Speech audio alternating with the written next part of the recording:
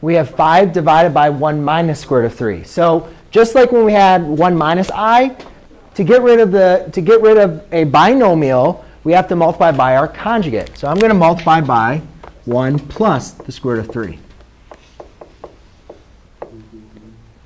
OK? So now I'm going to multiply by 1 plus the square root of 3.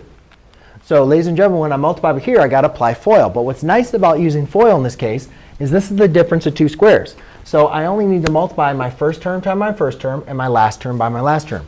The only reason why I can do this is because these are exactly the same numbers, and one's negative, one's positive. If that was not the case, you'd have to use FOIL like I did on that last example. So we apply distributive property up top, and you get 5 plus 5 square root of 3.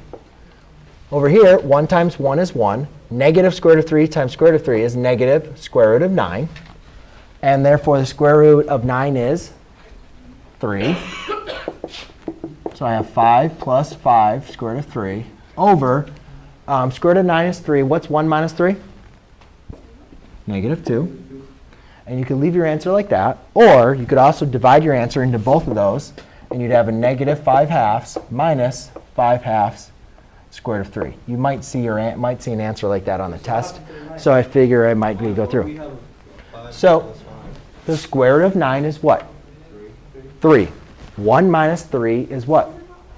Negative 2. That's where the negative 2 came from.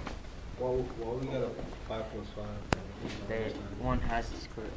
I mean, yeah, you multiply 5 times 1, so it's only 1. No, 5 times 1 is 5. I know. 5 times 1 is 5. Why we got 2?